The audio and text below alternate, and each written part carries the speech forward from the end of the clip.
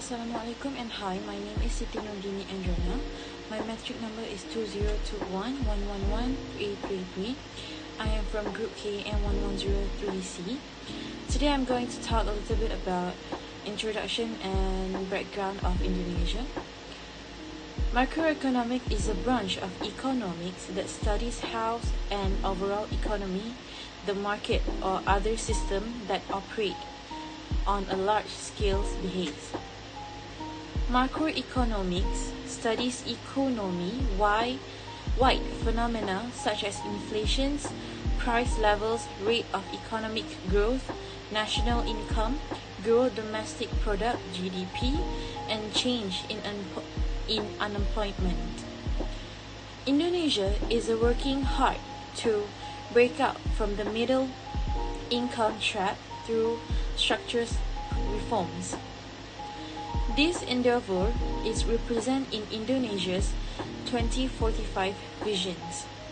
Economic growth is expected to increase by 5.7% per year as a result of structural change, full utilizations of technologies advancements, and increased economic competitiveness.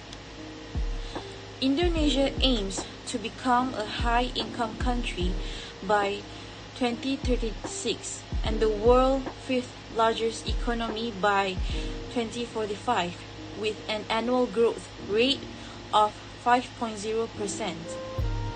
The macroeconomic success of Indonesia during the next 25 years will affect numerous economic growth methods.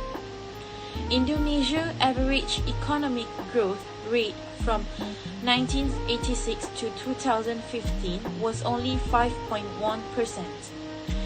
This indicates that more work is needed to reach the 5.7% annual growth rate promised by the Indonesian government in its 2045 visions.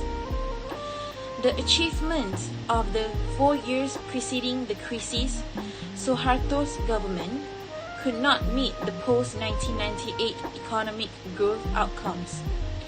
Suharto rules Indonesia from 1965 to 1998.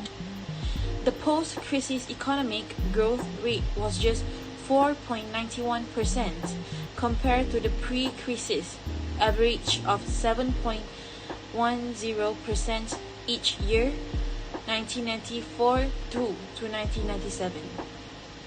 These comparisons demonstrate the slowing of Indonesia's economic development because the process of structural economic change has not been smooth. There has been no significant growth in economic productivity. As a result, it is critical to accelerate economic development and structural transformations in Indonesia in order to get the country out of the middle income trap. The goal is to create economic well-being in societies by avoiding the middle income trap of preventing a country's productive employees from retiring before the country achieves high income status. Thank you. I am Natasha. We continue to explain about macroeconomy issue in Indonesia. Macroeconomy is known as the branch of an economy that identifies the overall state of the economy performed in a market or system of scale. These macroeconomies also study inflation, price level, economic growth, national income, and the output of import or export product. Macroeconomics occurs when a country economy do not reach good standard of stability and growth. In Indonesia, there are mostly macroeconomic issues due to inflation and employment. However, inflation is an important issue because it will affect spending, investment, tax policy, and interest rate. The significant economic issue is unemployment because society cannot accept cash only. It will make unemployment can lose money and damage mental and physical health. Inflation is continuous increase in the price of good or service. In Indonesia is experiencing hyperinflation compared to other countries. The inflation rate in other countries is 3% to 5%. The first issue in Indonesia is demand pull inflation. Demand pull inflation is the demand for good and service. In an economy, demand for good and service is faster than production. This has created a difference between demand and supplier. As example, oil production country has limited oil production. By restricting oil production, the demand of supplier in Indonesia will be high, causing oil price to rise and contribute to inflation. The second issue in Indonesia is cost push inflation. Cost push inflation is the result of rising price of production process input. Production process input price such as rising labor price and rising raw material price. The increase in price of labor because workers has produced a product. The process to produce a product with a specific period may require them to work overtime.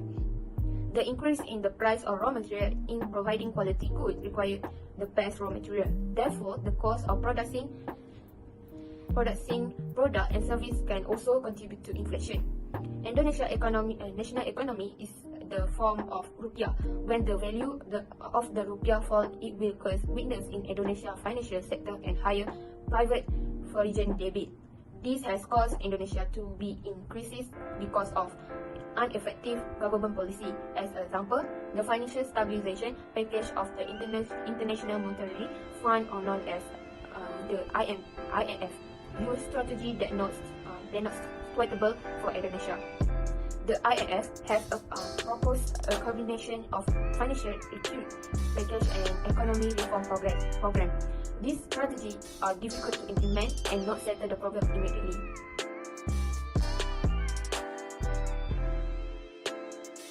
Next, I will talk about government policy implemented by Indonesia to overcome macroeconomics problem. Firstly is monetary policy.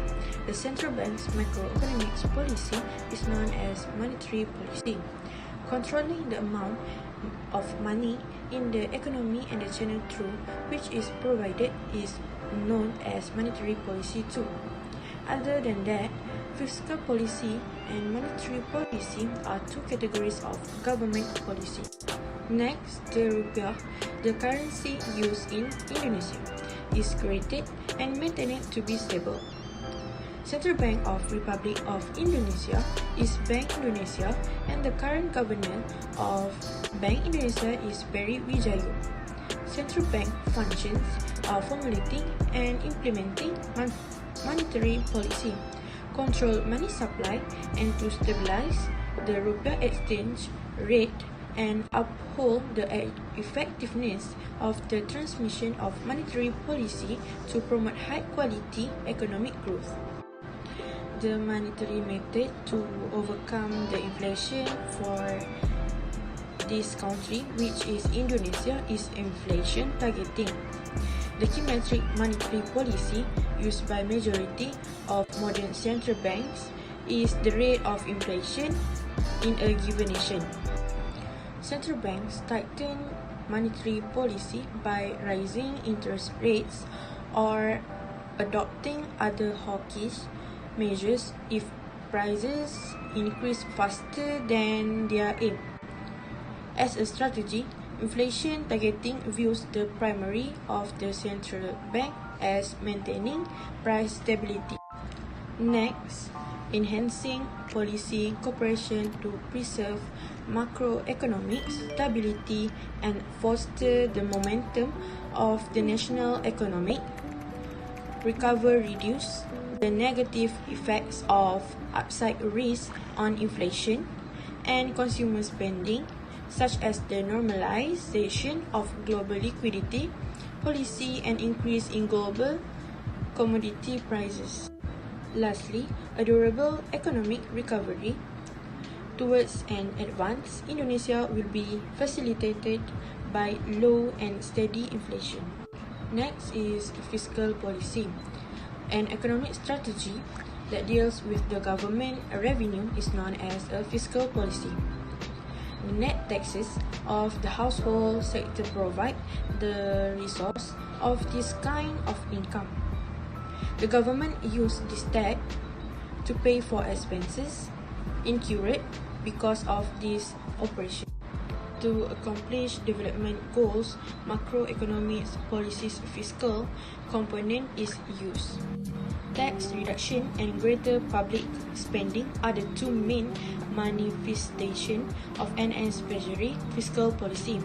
Furthermore, Indonesia enacted a fiscal guideline in 2003 that limits cumulative debt to 60% of GDP and annual deficits to 3% of GDP. Lastly, determining the amount of resources that are accessible for the upcoming budget. The Ministry of Finance, specifically the Fiscal Policy Office and the Directorate General for the Budget, oversee this task.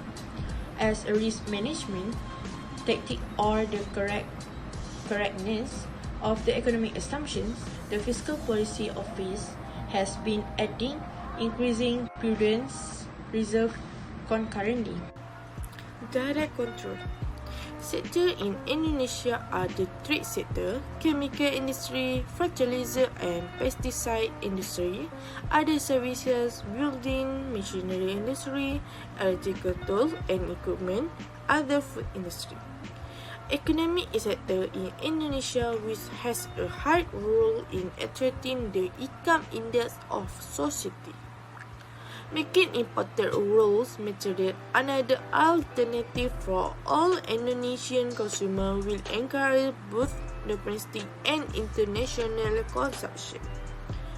The rate of change in the cost of products and services that Indonesians buy from and are supplied by overseas vendors is referred to as the import price. Exchange rates have a big impact on imported pricing.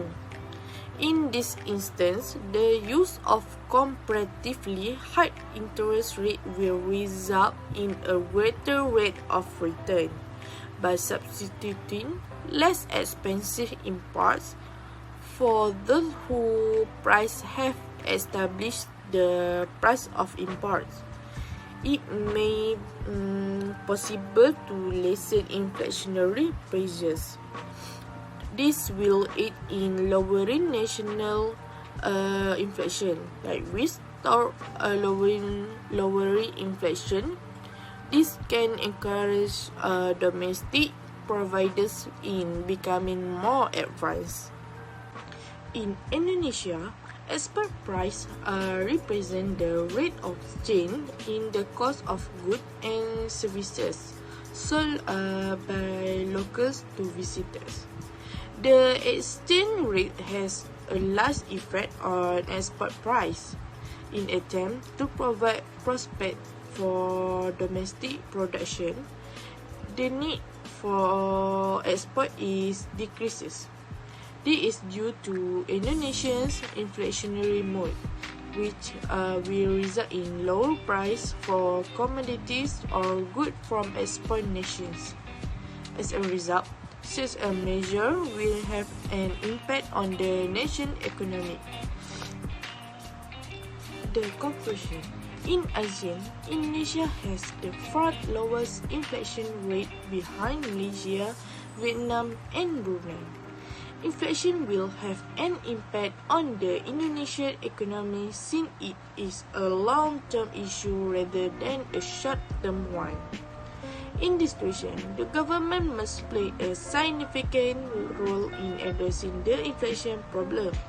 The government can also achieve this through boosting manufacturing output, easing import, establishing incomes, establishing price ceiling, and monitoring and distributing products. As the country economy improve, the living standard and condition of the people will also improve. Indonesia's economic growth depends on taking an active role in putting effective measures in place to promote Indonesia's economic growth. The national economy of a country will increase when production activities in that country also increase. In order to address the problem of inflation and unemployment in Indonesia, governments must work together and coordinate their efforts. Last but not least, the government must preserve public opinion stability since it is only through maintaining wages levels in inflation can be kept under control. Additionally, since the company's manufacturing cost may be lowered and the cost of goods is lower, it is also impossible to continue. The government should also limit price to prevent the cost of commodities from rising too much above the daily cost in order to combat inflation. In addition to that, the government must naturally oversee the provide necessity to the populace. This may lessen the level of poverty in the nation.